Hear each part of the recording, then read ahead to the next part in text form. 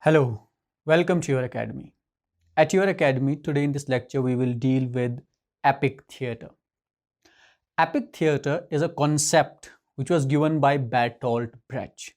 And epic theatre is one of the dominant concepts concerning the field of theatre in the 20th century. We know in the postmodern times, in the 20th century, there have been a number of movements, a number of times when the literature or the literary structures of the literature have taken a U-turn, have taken a great shift. And one of that movement was through epic theatre. The other concept is the theatre of absurd, which was made prominent or famous by Samuel Beckett in the 20th century. Similarly, the epic theatre also changed the trend of the original theatre or the original way of writing in Europe. Now, to understand epic theatre, you need to go slightly back to the Aristotelian times or the concept of Aristotelian theatre. What we know is that the Bertolt Brecht's concept of epic theatre would, pose the Aristotelian form of structure that he had given to the playwrights, that how they should write the plays. So epic theatre would be going away or moving away from Aristotelian concept of writing a play. And this epic theatre is a concept for which Bertolt Brecht is most famously known among others. Bertolt Brecht was also a playwright, but his concept of epic theatre would come to the fore also through his practicing of the same concept in his writings of the plays. For example, Mother Courage, a play by Bertolt Brecht, the Three Penny Opera. These are some of the works which follow the trend of the epic theatre. Then what is epic theatre and how is it different from Aristotelian concept of theatre or Aristotelian concept of play? Epic theatre, to put it very precisely, means drama that narrates rather than presents. Now, what we know of traditional drama is that traditional drama is presented on the stage. There are the presenters who play a role in front of in a theater, in front of an audience, and it is through their act that the story is narrated. So the traditional play, the traditional drama was about presentation, was about presenting characters in front of the audience. But what change did Bertolt Brecht brought to this form was he made the plays narrative. So the plays would be much like the novel. So the novel is a narrative form of writing, where the story is narrated rather than presented. Similarly, in epic theatre, the plays are narrated rather than presented. Now, this was the change, the major shift that epic theatre brought to the writing of the plays. Now, the question is, why did Bertolt Brecht feel the need of this change in the plays, from presentation of the plays in a theatre to the narration of the plays? Now, in order to understand this, we need to understand the social structures of the 20th century. And Bertolt Brecht believed that the workings of modern industrial civilization and the essentially inorganic cities spawned by it are too abstract and complex to be visually apprehended or immanently represented upon the stage. Now, what reason Bertolt Brecht gives us is the huge cities and the complexity of life that these cities, these modern societies bring in. Brecht felt that it would, for that matter, be very difficult for the audience or for a playwright to present this in front of a stage. And he believed and found that narrating these things would be comparatively easy. So that is the reason that he gives. And this idea or this reason was not only by William Congreve, rather this idea was also supported by one of the mentors of Bertolt Brecht, Fritz Sternberg, who was the mentor of Bertolt Brecht, as well as Walter Benjamin. Now, these two people would come in support of Bertolt Brecht's ideas, and based on this, Bertolt Brecht would make the shift in epic theatre from presenting or representing in the theatre to the narrative mode. Now, we need to understand here one more thing that was in the mind of Bertolt Brecht when he was talking about the epic theatre.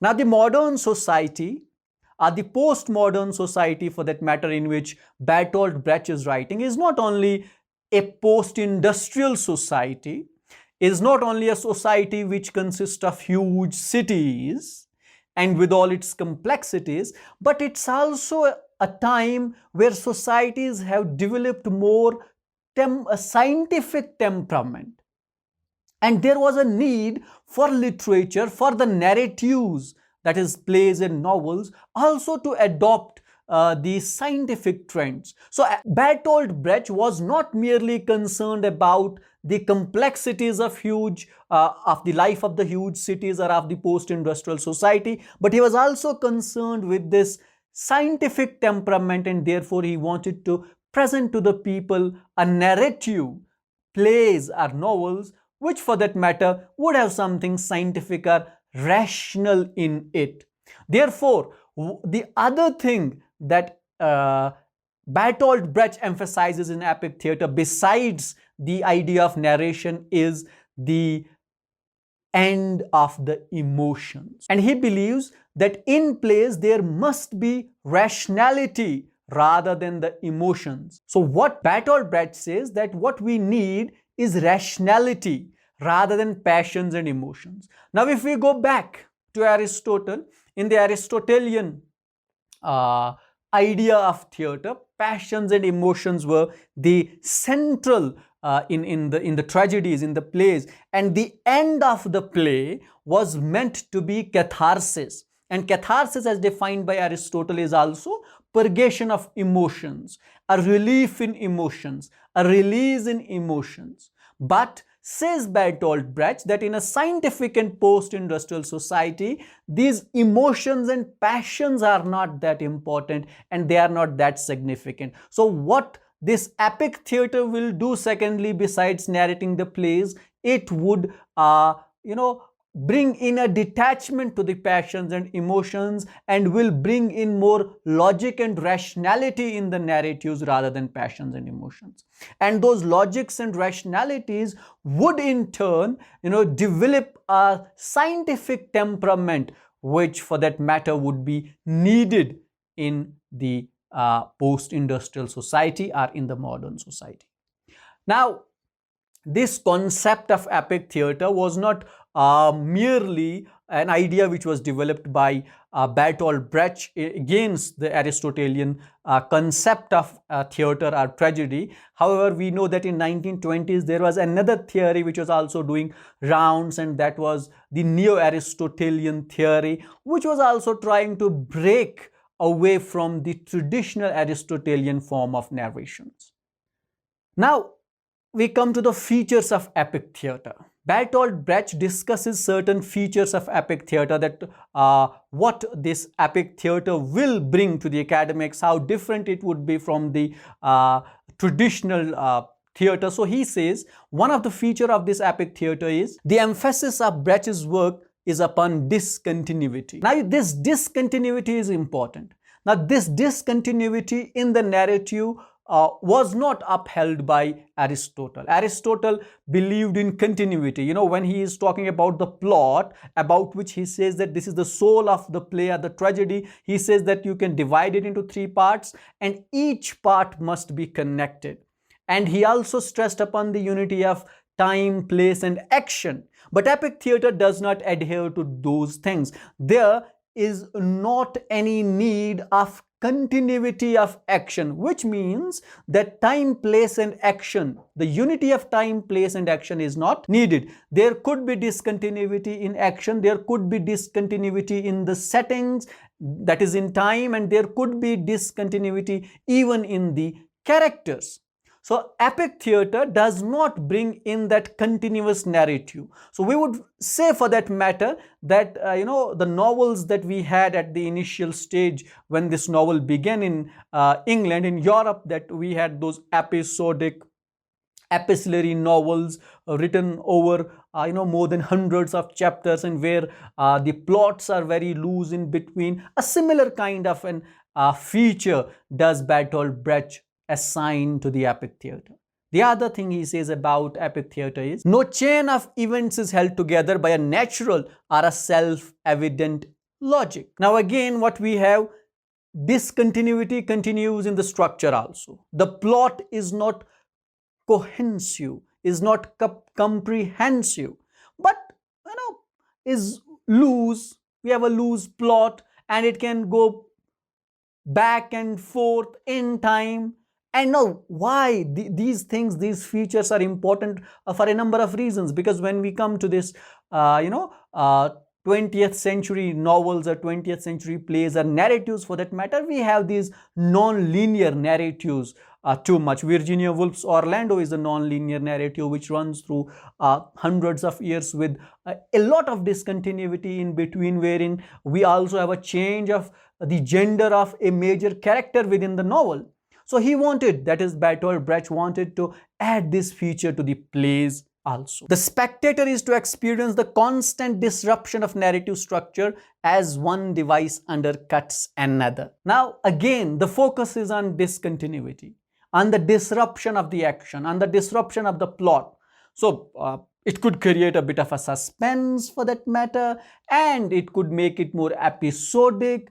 And there is, no unity of time, action and place at all in epic theater. Actors are continually abandoning speeches for song, are taking off masks to become other characters, are to take part in other plays. Scenes are shifted abruptly in time and space with intervening chasms. So what basically epic theater brings is an end to the Aristotelian principles of tragedy. No unity of time, action and place.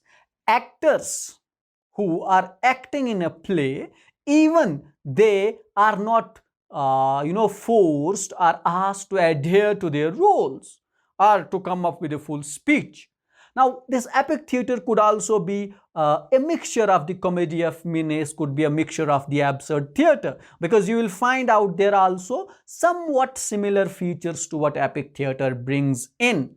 And this epic theater, besides absurd theater and others, is highly influenced by the theories like postmodernism and post-structural ideals, wherein the structure or the unity or the meaning in life was somewhat taken away or broken down, and people did not, for that matter, believe that there existed a meaning, a coherence, a structure to the things. So in novel we had such kind of narratives in the postmodern period particularly, and similar thing Bertolt Brecht wants to bring in the plays.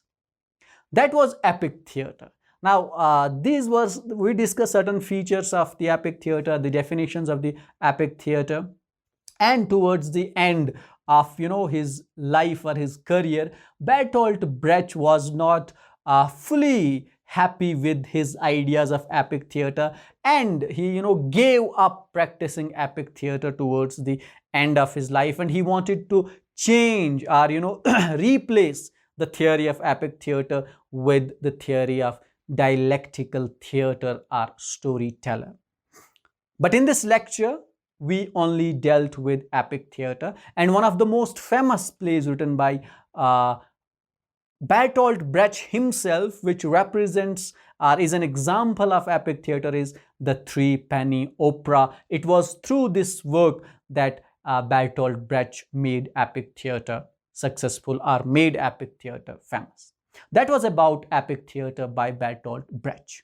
I hope that this lecture was helpful for you and you were able to understand Bertolt Brecht's concept of epic theatre. This lecture was recorded on demand. If you also have any topic in your mind on which you want us to deliver a lecture, you can write us in the comment section below. And for more stuff on English literature, you can visit your Academy's homepage. Go to the playlist section. In playlist section, you will find a number of lectures on various topics of English literature. And don't forget to share, like, comment, and subscribe Your Academy. For more interesting stuff, keep watching Your Academy. Thank you for watching.